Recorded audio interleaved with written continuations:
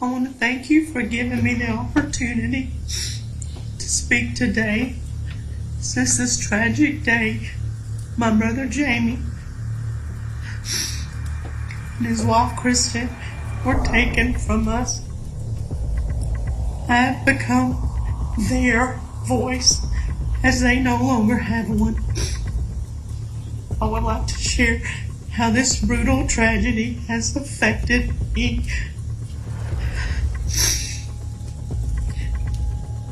I not only lost my brother, but also my sister-in-law in the most horrific way imaginable. Bienvenidos a este canal, donde hablo de casos reales. Hoy traigo una recopilación de casos de personas dedicadas a las redes sociales que les hicieron o hicieron cosas terribles. Pero antes de empezar quería pediros un bonito like, porque como ya sabéis, últimamente la plataforma no recomienda mis vídeos y esto podría darle un pequeño empujón al canal. Dicho esto, muchas gracias por vuestro apoyo y os dejo con los casos.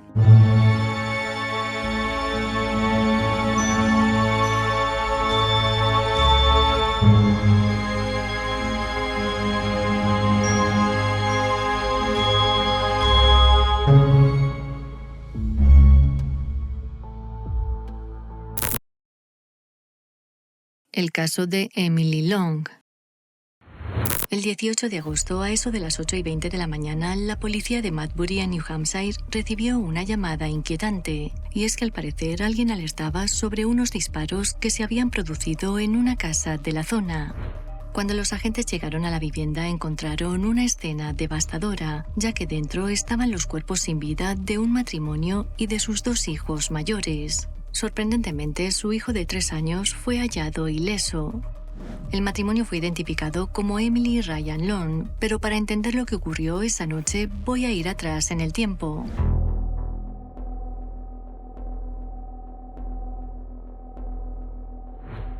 Emily y Ryan Long eran un matrimonio muy querido en su comunidad. El hombre de 48 años era psicólogo escolar, motivo por el cual se ganó el cariño de todos. Por su parte, la mujer era directora de operaciones en Wing Eats, una cadena local de restaurantes de alitas de pollo. La pareja tenía 3 hijos, un niño y una niña de 8 y 6 años respectivamente, y el más pequeño de 3, y según sus conocidos, eran la viva imagen de la felicidad. En fotos y vídeos aparecían como la familia típica de Nueva Inglaterra, con paseos en otoño, reuniones alegres y un hogar estable. Sin embargo, en abril de 2025, la vida de los Long cambió para siempre. Ese mismo mes, a Ryan le diagnosticaron un glioblastoma, que es un tumor cerebral muy agresivo. A partir de ese momento, Emily comenzó a documentar el avance de la enfermedad en TikTok, donde reunió más de 170.000 seguidores. En sus vídeos, la mujer describía el estrés y la tristeza de ver a su esposo deteriorarse. Además, compartía tanto los tratamientos médicos como la vida cotidiana, como por ejemplo la venta del coche de Ryan para obtener dinero extra, las preguntas difíciles de los niños sobre si su padre iba a morir y su propio estado emocional. We just kind of sat on the bed and we said, the doctors let us know that it is cancer. And it's kind of a nasty kind of cancer in Daddy's brain. You can't catch it. There's nothing that Daddy did to make this happen, and there was nothing that you did to make this happen. Those were one of the things we really harped on, is that it wasn't contagious and there was nothing that anyone did. Vídeos, Emily hablaba de la ansiedad, la soledad o el insomnio, e incluso llegó a confesar que aunque necesitaba ayuda psicológica, no estaba yendo a terapia. En resumen, sus publicaciones eran un grito de auxilio y aunque recibía mensajes de apoyo, la carga era cada vez más pesada. The past couple weeks have put me in like a tough spot. The past couple days have been really hard for me. And then the weeks prior to me going on the trip were so hard that I was in a really unhealthy space. Like, everyone that I see is like, oh my God, you look so amazing. You look so skinny. You look tiny. And like a year ago, I would have gobbled those compliments up with a spoon. But I do feel myself withering away. Like, I am a person where when I'm stressed, like, I shut down. I feel sick to my stomach. Like, I cannot eat, I cannot sleep, I cannot do anything until this problem is resolved. And obviously, this problem is not going anywhere.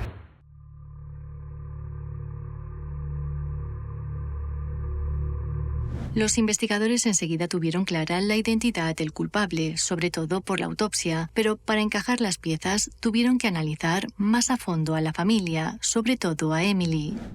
Más allá de lo personal, Emily tenía un papel central en su trabajo. Como he dicho antes, ella era directora de operaciones en una cadena local de restaurantes y su jefe, Derek Fisher, la consideraba su mano derecha, tanto que le confiaba todo lo relacionado con las finanzas del negocio. Pero en junio de 2025, Fisher y su contable notaron ciertas irregularidades en las cuentas. Al parecer, había cheques de la empresa emitidos a nombre de Emily y depositados en su cuenta personal. Al confrontarla, la mujer entregó 3 meses de extractos bancarios que, según el propio banco, habían sido manipulados. Con todo esto, el 11 de agosto, Fisher presentó una denuncia ante el Departamento de Policía de Hampton, alegando que Emily había malversado unos $660,000 y que el dinero comenzó a desaparecer del negocio en 2023, mucho antes del diagnóstico de cáncer de su marido. Ese mismo día, nada más enterarse de la denuncia, Emily envió un mensaje de texto a su jefe renunciando a su puesto de trabajo y al día siguiente le envió otro de disculpa, pero sin dar más explicaciones. Mientras la investigación por fraude apenas comenzaba, Emily seguía mostrando en TikTok la lucha familiar contra el cáncer. En un vídeo publicado poco antes del 18 de agosto se la ve conduciendo y hablando de la necesidad de que sus hijos socializaran y de su decisión de cambiar de perspectiva. I am determined to create normalcy. We are going to go down the street to our neighbors who are our close friends with a bunch of our other friends. I don't think that my husband will come. Maybe he will, because it's right down the street. It's just a couple houses down. But it's important for my kids to be with their friends. And I have been struggling so much and really depressed and just have really become reclusive and just wanted to be with my kids and my husband. And while that might feel good for me, I don't think that that's good for me. Aquí su frase de despedida resulta escalofriante. Hoy salgo de mi depresión. ¡Feliz sábado! Aún así, nadie podía imaginar que en pocos días ella acabaría con la vida de parte de su familia para luego abandonar este mundo. Según la investigación policial, en la madrugada del 18 de agosto, Emily tomó un arma que había dentro de su casa. Con ella, primero disparó a su esposo, luego a sus 2 hijos mayores y después abandonó este mundo de manera voluntaria. Se desconoce por qué dejó al pequeño de 3 años con vida, ya que no dejó ninguna nota. We are having gunfire and that this event occurs in a short time period right at 5:30 in the morning. And you're correct, it's not until 8:20 that there are individuals who are over to try to make contact with people and end up calling 911. Las autopsias confirmaron que Ryan tenía varias heridas de bala, mientras que cada niño tenía una en la cabeza. Por otro lado, el estado del cuerpo y la posición del arma no dejaban lugar a dudas. Emily era la culpable. En una rueda de prensa, la oficina del fiscal de New Hampshire pidió evitar especulaciones y señaló que una tragedia así nunca se explica por un solo motivo. Aún así, la situación de la familia parecía insostenible. Un marido con cáncer terminal, problemas económicos, acusaciones de fraude en el trabajo y una madre mostrando en redes sociales claros signos de angustia mental. It's just been really hard for me to acknowledge, like, okay, this isn't going away. This is only going to get worse. Like, you can't keep ignoring everything and just hoping that it disappears, because otherwise I'm gonna disintegrate into nothing, and I have 3 kids to look after. La noticia conmocionó a Madbury, un pequeño pueblo de apenas 2.000 habitantes que está a unos 100 kilómetros de Boston. El distrito escolar expresó su dolor por la pérdida de Ryan, quien había sido psicólogo en la escuela durante casi una década. Derek Fisher, el jefe de Emily, quedó devastado por la muerte de la familia y ha asegurado que ya no piensa en el dinero perdido. Durante una entrevista declaró que todo lo que quede debería destinarse al hijo que sobrevivió, porque él no tiene la culpa de nada y merece todo el apoyo posible. Incluso ha impulsado una campaña de recaudación de fondos para ayudarlo en su nueva vida al cuidado de familiares. Realmente no hay respuesta hasta lo que yo sé. No tengo ninguna respuesta en cuanto a dónde fue el dinero, para qué lo necesitaba, en qué lo gastó. Pero sé que algo estaba mal. Ella hizo lo que sospechábamos desde hacía tiempo porque es la única que tuvo acceso a este dinero. Declaraciones de Derek Fisher. El caso de Emily es uno de los más estremecedores de los últimos años en Nueva Inglaterra, y no solo porque involucre a niños pequeños, sino porque también quedan muchas preguntas sin respuesta. Por ejemplo, cómo alguien que pedía ayuda en redes sociales llegó a tomar una decisión tan irreversible, o hasta qué punto influyeron la enfermedad terminal de su esposo, la presión económica y las acusaciones de fraude. Y lo más importante, ¿se pudo haber evitado todo esto? Tom Berry, un detective retirado de Nueva York, contó durante una entrevista que los casos de aniquilación familiar no suelen ser cometidos por una mujer. Además, señaló que la enfermedad terminal, la depresión y la falta de apoyo pudieron influir, pero que nada justifica acabar con los hijos. A esto añadió que los vídeos eran claros pedidos de ayuda. El detective también destacó lo devastador que será para el niño sobreviviente crecer con este trauma y subrayó que la tragedia era prevenible, que había recursos disponibles y que siempre existen formas de pedir ayuda. Lo cierto es que hoy un niño de 3 años crece sin padres y sin hermanos. Sin duda, este hecho es un recordatorio de lo compleja que puede ser la lucha contra la desesperación y de la importancia de buscar ayuda antes de que sea demasiado tarde. El caso de Emily Kaiser. Emily Kaiser es una conocida influencer con más de 4 millones de seguidores en TikTok y 1 millón en Instagram, donde, como en un cuento de hadas, su contenido gira en torno a la maternidad, la vida familiar y la promoción de productos. You guys, we are so close to meeting this baby. One of the things that I have not done yet is washing all of the baby's clothes. It's Sunday, and you know what that means. It's time for a Sunday reset, so let's get this house clean. Madre del pequeño Trig, en marzo de 2025 dio a luz a Theodore, su segundo hijo, y junto a su esposo Brady formaban una familia con una vida aparentemente feliz y estable. Pero el pasado 12 de mayo un trágico accidente cambió sus vidas para siempre, porque además se abrió una investigación que daba a entender que detrás de todo había algo mucho más siniestro.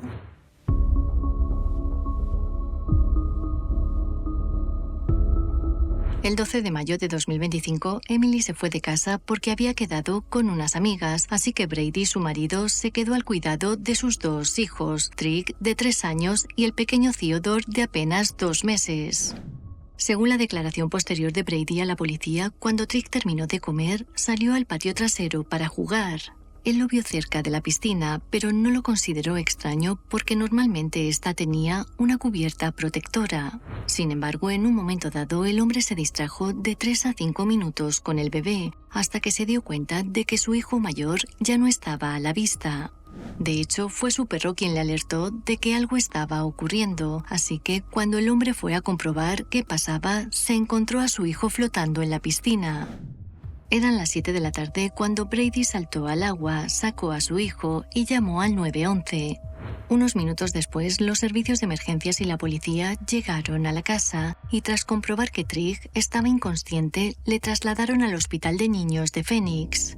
Al día siguiente, la policía presentó una solicitud para registrar la casa familiar con una sola intención: obtener las grabaciones de las 2 cámaras de vigilancia que había en el patio trasero y así poder confirmar la versión que Brady les había dado. Y es que en dicha solicitud ya aparecía otra en la que se pedía acusar al padre por abuso infantil, algo que posteriormente sería parte de un debate legal. Por desgracia, el 18 de mayo, Trigg falleció en el hospital y su muerte fue calificada como un ahogamiento accidental, pero su caso estaba lejos de terminar. El 27 de mayo, Emily presentó una demanda para impedir que se difundieran los registros públicos del caso. En dicha demanda se mencionaba que los medios habían hecho más de 100 solicitudes de acceso a los documentos del forense para saber hasta el más mínimo detalle de los últimos momentos de Trigg y por qué la policía pedía acusar al padre por abuso infantil. Entre esas solicitudes estaba la de USA Today, realizada el 15 de mayo, solo 3 días después del accidente. El escrito también señalaba que Emily intentaba centrarse en cuidar a su hijo recién nacido, pero que cada día se estaba convirtiendo en una batalla emocional por culpa de los medios. En la primera audiencia del caso, que se celebró en junio, el abogado de Emily reconoció que algunos documentos podrían hacerse públicos con partes redactadas para proteger la privacidad. Como resultado, el tribunal emitió una orden provisional que prohibía temporalmente la difusión de los registros, argumentando que era necesario evitar la publicación prematura de material sensible. Durante el proceso se selló una declaración escrita por Emily sobre el caso y la defensa retiró a algunas agencias de la demanda original. El 15 de julio, y para sorpresa de todos, la policía de Chandler recomendó presentar un cargo por abuso infantil de caso 4 contra Brady, basándose en negligencia criminal. Se sabe que este delito en Arizona puede tener una condena de 1 a 4 años en prisión.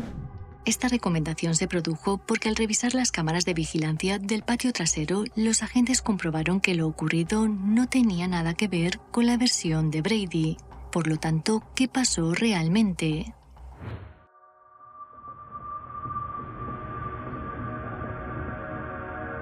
Según el informe policial que salió a la luz el pasado 8 de agosto, la piscina no estaba asegurada en el momento del accidente y el pequeño no estaba siendo adecuadamente supervisado mientras estaba fuera.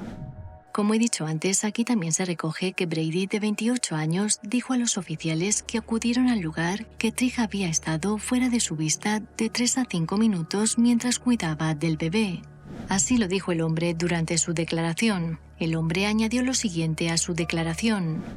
No tenía un reloj, obviamente no sé la hora exacta, pero fueron momentos, no fueron minutos, fueron momentos. No es que hubiera estado fuera de la vista por mucho tiempo. Sin embargo, el informe policial señaló algo bastante inquietante, y es que las grabaciones de las cámaras no coincidían con su versión. Las discrepancias incluían cuánto tiempo estuvo Trigg solo antes de que su padre fuese a verle, por no hablar de que el hombre contó cosas que no habían sido registradas por las cámaras, como por ejemplo cuando dijo que vio a su hijo jugando en la hierba. Según el informe basado en las grabaciones, el niño se encontraba jugando solo en el patio trasero, sin supervisión, alrededor de la piscina y sin saber nadar. Una de las cámaras grabó el momento en el que el niño, mientras estaba jugando con una silla inflable, se tropezó y cayó al agua. Es decir, que no estaba jugando en la hierba ni entró en la piscina de manera intencional. Luego, por si esto fuera poco, las imágenes también confirmaron que Brady estuvo 9 minutos sin prestar atención a su hijo. Por el teléfono móvil del hombre y por su segunda declaración, se supo que en ese momento estaba viendo un partido de la NBA. Pero no solo eso, mientras su hijo estaba solo en el jardín, él estaba apostando $25 a través de una aplicación deportiva. El informe afirma que el incidente se produjo porque el niño estaba desatendido y que se pasó 7 minutos en el agua antes de que su padre se diese cuenta. De Brady pone que es obvio que su atención estaba dividida. Kurt Allman, un reconocido abogado de Arizona, contó por qué la policía podría haber pedido que se acusara a Brady de abuso. It is substantial. It can't just be an accident. It just can't be negligence. It has to be gross negligence. Super, super bad. For instance, you leave a child outside by a pool that's uncovered knowingly, and you go in and you play video games for 15 hours and don't. That's a gross deviation. That's no question. Other areas, you get a little bit closer, right? Like you knew the cover was off the pool and you weren't paying attention to the child because you were washing your car. Well, maybe that is. So that's what the Maricopa County Attorney's Office looks at, and that's what they decide they would have to present to a jury. A pesar de la recomendación de la policía de acusar formalmente al hombre, la fiscal determinó que no iba a presentar cargos, alegando que para ello debía demostrarse más allá de toda duda razonable que hubo negligencia grave. We feel like that jury might or is likely to find the person not guilty. Because of that reason, then we have to take that into account. Nada más conocer la noticia, el abogado de la familia declaró que estaba agradecido con la policía y con la fiscal del condado por llevar a cabo una investigación exhaustiva y confirmar que todo fue un trágico accidente. Desde la muerte de su hijo, Emily no ha vuelto a publicar en redes. Por otro lado, aunque legalmente el caso se cerró como un accidente, lo ocurrido dejó al descubierto 3 cosas. 1. El peligro de los accidentes domésticos. 2. La presión mediática sobre figuras públicas en momentos de duelo. Y 3. La delgada línea que separa una tragedia de una acusación penal. El caso de Sarah Grace Patrick. El 20 de febrero de 2025, a eso de las 7:15 de la mañana, la policía del tranquilo condado de Carroll, en Georgia, recibió una llamada inquietante. Al otro lado, un adolescente les dijo que su hermana de 5 años había encontrado a sus padres sin vida y que necesitaban ayuda urgente. Cuando los agentes llegaron a la casa, encontraron en la cama del dormitorio principal los cuerpos de Kristen, de 41 años, y de su marido James, de 45, con varias heridas de bala. De James y Kristen Brooke se sabe que vivían en una pequeña casa de Carroll y que eran muy queridos en su comunidad e iglesia. Según sus conocidos, la mujer era bastante cariñosa y divertida, al igual que su esposo, al que definen como un tipo cómico que siempre hacía reír a los demás, a pesar de los problemas de corazón que le tenían al borde del trasplante. El matrimonio tenía una hija en común de 5 años que fue la que descubrió los cuerpos, además de Sarah Grace Patrick, la hija de 16 años que Kristen tuvo de una relación anterior y que vivía con ellos. Se sabe que James también tenía otro hijo, pero que en el momento de los hechos estaba con su madre. Aparentemente, la familia llevaba una vida normal y no tenían problemas ni antecedentes. Por eso nadie entendía cómo alguien podía ser capaz de acabar con sus vidas a sangre fría mientras dormían. Sus familiares quedaron aún más conmocionados al descubrir que James había escrito un día antes en su cuenta de Facebook un mensaje dedicado a su hija que decía así: «Cuando me siento mal, encuentro consuelo en esta pequeña niña». Los investigadores hablaron primero con las hijas. La pequeña contó con sus palabras que la madrugada del 20 se despertó al oír unos disparos y que cuando fue a la habitación de sus padres se encontró con la escena. Sarah, por su parte, afirmó que ella no había escuchado nada y que llamó a la policía tras ser alertada por su hermana. Hay que decir que la versión del adolescente no les cuadró mucho, ya que la casa no era muy grande y al estar en una zona de campo muy silenciosa era complicado no oír los disparos. Por no hablar de que la puerta y las ventanas no habían sido forzadas y tampoco había señales de robo. Esto solo indicaba una cosa, y era que quien había cometido el crimen estaba dentro de la vivienda. El 8 de marzo, mientras los agentes seguían investigando, se celebró un funeral para honrar la memoria de James y Kristen. Todos cuentan que fue una ceremonia muy emotiva, sobre todo cuando Sarah se subió a una especie de púlpito para dedicarle unas palabras a su madre y a su padrastro. I just wanted to say goodbye to my mama and Jamie since we never got the chance to. I was so used to you guys always being here to the point that I never once thought to imagine y'all not being here. I didn't have a single clue how much I needed y'all until now. For James, thank you for all the life lessons you taught me and for being the best bonus dad ever. Your heart will finally be healed in heaven and neither of y'all will be in any pain anymore. Although that gives me so much comfort, your fight was not supposed to end there. Sarah tenía una cuenta de TikTok en la que era muy activa y desde el momento del crimen comenzó a subir vídeos en los que se la veía llorando mientras homenajeaba a sus padres. En uno de ellos dice lo siguiente: «En esta foto no lo saben, pero dentro de un año mi hermana de 5 años y yo los encontraríamos muertos a tiros injustamente en nuestra casa. No podrán verme graduarme, ni caminar hacia el altar, ni siquiera despedirse». En otro, con fecha del 18 de marzo y en el del Día de la Madre, dijo esto: «Por favor, manden oraciones para sanar y un descanso de todo. Estoy tan cansada, probablemente debería borrar esto después. Mi madre, mi mayor inspiración y mi mejor amiga. Sarah no se detuvo aquí porque en TikTok también contactó con varias creadoras de contenido de crímenes para pedirles que investigaran el caso, pero de esto os voy a hablar más adelante. Este tipo de mensajes tristes contrastaban con otras publicaciones en las que se veía a la chica tranquilamente haciendo su vida como si nada. Quizá la más llamativa es una en la que está en la playa con su novio celebrando el 4 de julio, sin saber que 4 días después sería arrestada.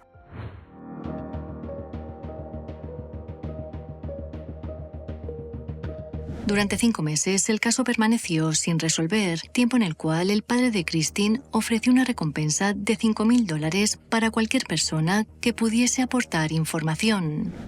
Sin embargo, el pasado 8 de julio, la oficina del sheriff del condado de Carroll anunció algo impactante durante una rueda de prensa, y era que Sarah Grace Patrick había sido detenida por el asesinato de su madre y su padrastro. Today, we can confirm that an arrest has been made in the case. Kristen Brock's 17-year-old daughter, Sarah Grace Patrick, has been taken into custody and charged with 2 counts of murder and 2 counts of aggravated assault in connection with the deaths of her mother and her stepfather.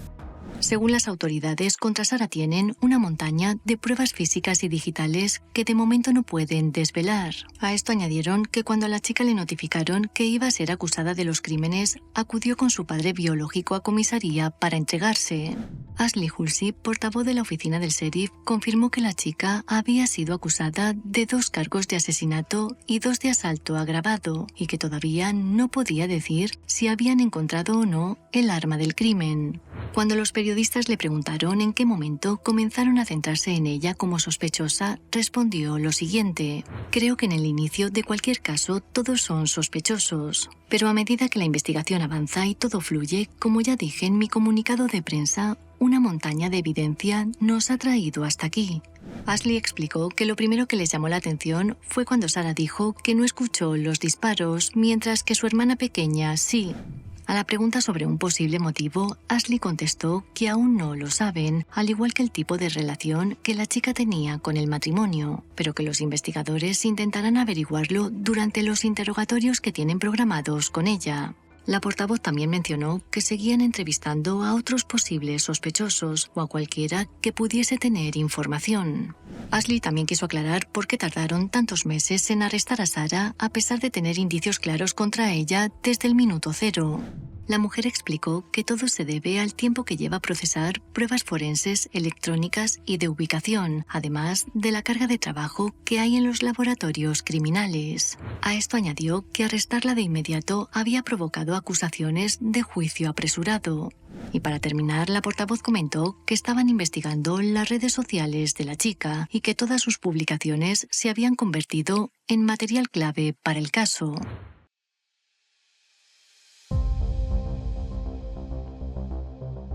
Con el paso de los días se ha sabido que aunque en ese momento Sarah residía con su madre y su padrastro, tiempo atrás estuvo viviendo con otros familiares, aunque se desconoce la razón. Por su parte, las creadoras de contenido con las que contactó Sarah para que cubriesen el caso de su familia han hablado. Una de ellas, cuyo canal tiene más de 130.000 seguidores, contó que la chica le escribió el 3 de junio diciendo «Busca el caso Brock». Según ellas, Sarah le dio las gracias por crear conciencia y luego le dejó varios comentarios escalofriantes, como por ejemplo cuando una chica le preguntó qué arma se usó en el crimen y ella contestó con un emoji que una pistola. Otra cuenta llamada Jade Talks Crime también fue contactada por Sarah y le pidió a su creadora en el mes de junio que hablara en su nombre sobre lo que pasó la madrugada de los hechos. Otro dato que los agentes están teniendo en cuenta es que después del crimen, Sarah publicó un vídeo hablando de su salud mental y que necesitaba ayuda. Debido a esto, están investigando si tiene algún tipo de antecedente psiquiátrico que la llevó a acabar con la pareja. Dennis Nolan, el abuelo materno de Sarah, contó durante una entrevista que se siente devastado por la muerte de su hija y también por el arresto de su nieta, ya que él cree que es inocente. No, I think to sum it up, really, the detectives, the best they could tell me was the evidence says that she's the only one who could possibly have done it. That says to me that there's no real evidence that says she did do it. El hombre está convencido de que la policía se apresuró a arrestarla por la presión mediática para resolver el caso y también la de los altos cargos. Durante esta entrevista, Dennis contó que su nieta le llamó desde la cárcel muy angustiada y pidiéndole ayuda. El abuelo describió a Sarah como una niña ideal, recién graduada y con 2 trabajos. Por eso no entiende qué podría haberle llevado a hacer algo así, si es que ella es realmente la responsable. To me, again, I don't think there's no evidence that I'm aware of that says she did it. And for the police to just say that she's the only one who could possibly do it, that to me is circumstantial and doesn't warrant her arrest. Lo último que se sabe es que Sarah, quien para el momento de la detención ya había cumplido 17 años, será juzgada como adulta y que su hermana pequeña, a la que presuntamente dejó sin padres, ahora está viviendo con otros familiares. Hace tan solo unos días, la portavoz de la oficina del sheriff concedió una entrevista y contestó a la pregunta de si hay más implicados en el caso. So basically, throughout this course of the investigation and working with Sarah, investigators have been speaking with her throughout. It's very possible that others are involved, whether they had knowledge or whether they assisted. We're still investigating that aspect. We're still conducting interviews this week. So even though an arrest has been made and we're grateful to bring some closure to the family. El caso de Yeonjia. El 11 de septiembre de 2025 y después de una retransmisión en directo, la tiktoker surcoreana Yeonjia desapareció misteriosamente. Su familia, preocupada, denunció la desaparición a la policía y 2 días después, las autoridades encontraron en una zona boscosa su cuerpo sin vida dentro de una maleta. Ese día todos quedaron en shock y no solo por la detención del presunto culpable, sino porque también se supo que detrás de este crimen había una historia bastante siniestra.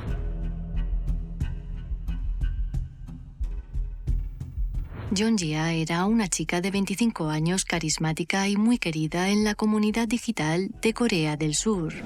En TikTok, donde acumulaba más de 300.000 seguidores, compartía su día a día, historias junto a sus gatos y pequeños momentos de su vida cotidiana. Su contenido transmitía calma, cercanía y autenticidad, y para muchos la chica era una creadora amable y optimista. Por eso nadie podía imaginar la tragedia que estaba a punto de ocurrir. La mañana del 11 de septiembre, John encendió la cámara de su teléfono y realizó una retransmisión en vivo desde una isla de Corea del Sur. Durante el directo, que duró cerca de 1 hora, la joven se mostró bastante animada, pero para sorpresa de todos, al terminar, desapareció sin dejar ni rastro, o al menos eso parecía. Fue su familia la que denunció los hechos a la policía, ya que llevaban horas sin poder contactar con ella, y 2 días después llegó la peor de las noticias. Como dije antes, el 13 de septiembre la policía surcoreana encontró el cuerpo dentro de una maleta que estaba en una zona boscosa del condado de Muju, a unas 3 horas del lugar donde había realizado su último directo. El cuerpo presentaba numerosos hematomas y claros signos de estrangulamiento. De hecho, la autopsia determinó que la causa de la muerte fue asfixia por compresión del cuello. La escena era brutal, pero también meticulosamente planeada, ya que según la investigación, el culpable había hecho 8 paradas intermedias durante el trayecto para confundir el rastreo de las cámaras. A pesar de su esfuerzo, ese mismo día y gracias a las cámaras de vigilancia que también grabaron todos los movimientos de la chica, la policía identificó y detuvo a un sospechoso. Se trataba de un hombre de 50 años llamado Choi, quien en un primer momento negó todos los cargos y aseguró que no tenía nada que ver con la desaparición de la influencer. Sin embargo, cuando le pusieron delante las imágenes de las cámaras de vigilancia y las pruebas forenses, no tuvo más remedio que confesar el crimen.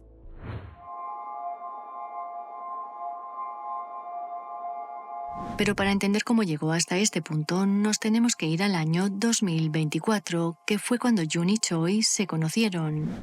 A mediados de ese año, el sujeto se presentó ante ella como el ejecutivo de una empresa tecnológica que colaboraba con influencers. Durante una conversación le dijo que era patrocinador VIP y que estaba dispuesto a impulsar su carrera para multiplicar su alcance, cosa que quizá deslumbró a la chica. Además, Choi realizaba generosas donaciones durante sus directos, lo que reforzaba su imagen de empresario de éxito. Sin embargo, esa imagen era completamente falsa, ya que detrás del traje y la sonrisa, Choi escondía una realidad muy diferente. Estaba endeudado hasta el cuello, su casa estaba embargada y vivía bajo una montaña de mentiras. Aún así, logró ganarse la confianza de Jun, quien finalmente aceptó colaborar con él, creyendo que se trataba de una oportunidad profesional legítima. Al principio, el vínculo entre ambos parecía estrictamente laboral, pero con el paso de los meses, la actitud de Choi cambió. Parece ser que el hombre se volvió controlador y no paraba de imponerle a la chica horarios, condiciones y exigencias sobre el contenido que debía publicar.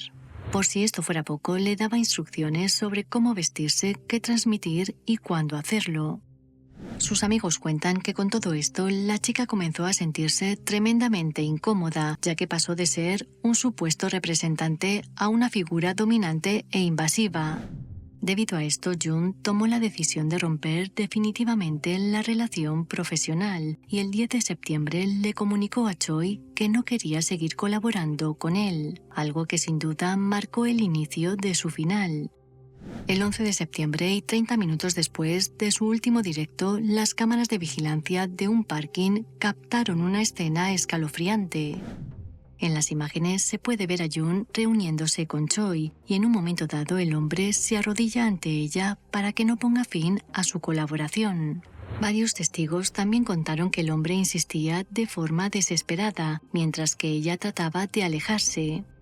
Minutos después, la chica intentó abrir el coche para marcharse, pero Choi la metió dentro y la cerró bruscamente para impedir que se fuera. A partir de aquí su rastro se perdió por completo, su teléfono dejó de emitir señal y sus redes sociales quedaron en silencio. Luego el hombre fue grabado parando con el vehículo en diferentes puntos, hasta que finalmente hizo una última parada en el lugar donde fue encontrada la maleta con el cuerpo de Jun.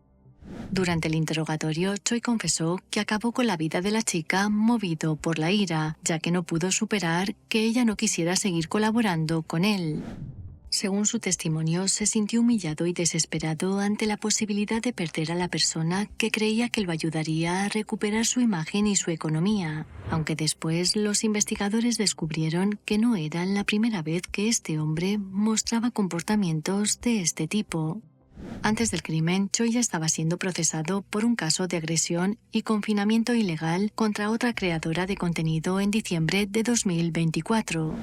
Su modus operandi era siempre el mismo, se ganaba la confianza de influencers jóvenes, prometiéndoles contratos y colaboraciones, para luego manipularlas y controlarlas. Tras su detención, varias TikTokers en Corea del Sur denunciaron públicamente haber sido víctimas de acoso y manipulación por parte del mismo hombre. De hecho, algunas relataron que Choi se presentaba bajo distintos nombres y que siempre prometía grandes beneficios económicos a cambio de exclusividad y confianza. Mientras el país intenta asimilar lo ocurrido, este sujeto ya está en prisión a la espera de juicio. La verdad sobre lo que le ocurrió a Jun no salió a la luz hasta pasados varios días, y nada más enterarse, miles de usuarios inundaron las redes sociales con mensajes de indignación y tristeza. Además, muchos exigieron mayor protección para los creadores digitales, denunciando los riesgos de las relaciones desequilibradas entre influencers y supuestos patrocinadores. Por su parte, la familia de Jun publicó un emotivo mensaje en sus redes sociales junto a su foto. Nuestra querida Gia ha dejado este mundo y nuestros corazones están destrozados. Ella era un amanecer apacible que calentaba las mañanas más frías, apreciaba a su familia y llenaba de luz incluso los momentos más cotidianos. Ahora el mundo se siente más sombrío sin su sonrisa radiante. Recordadla con alegría y paz en un lugar libre de dolor. Este caso también ha reavivado el debate de la seguridad de las mujeres en el entorno digital y la falta de regulación ante figuras que buscan aprovecharse del éxito ajeno. Varios influencers surcoreanos comenzaron a hablar públicamente sobre el miedo y la presión a la que se enfrentan, especialmente las mujeres que dependen de colaboraciones y donaciones para sostener su trabajo. Debido a esto, las plataformas se vieron obligadas a responder, prometiendo mayores controles de identidad y transparencia en las donaciones, algo que para muchos ya llega tarde.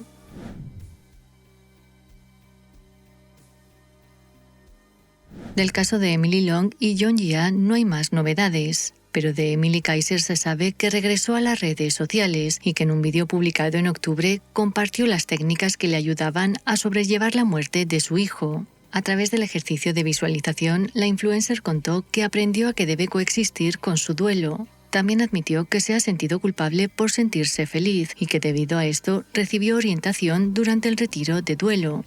Por su parte, Sarah Grace Patrick continúa en prisión y su juicio está programado para el próximo 5 de enero. En octubre, sus abogados solicitaron que este se celebrara en otra ciudad, alegando que el jurado podría estar contaminado por las miles de noticias que se estaban publicando sobre su defendida.